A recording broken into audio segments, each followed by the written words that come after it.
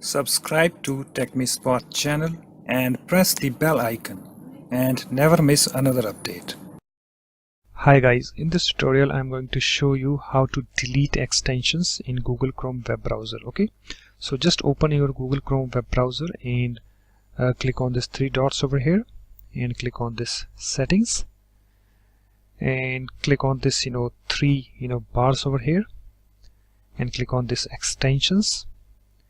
And guys, here you can see all of your extensions that you have installed. Okay, so suppose if I want to remove this visor, okay, so as you can see guys, it's enabled, so just click on this toggle to disable it.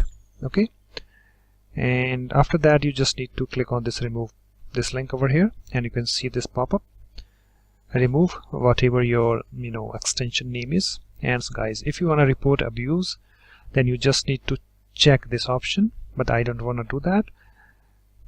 And after that you just need to click on this remove button over here. As you can see guys, the extension is now removed. So that's it. In this way you can easily remove an extension in Google Chrome web browser very easily.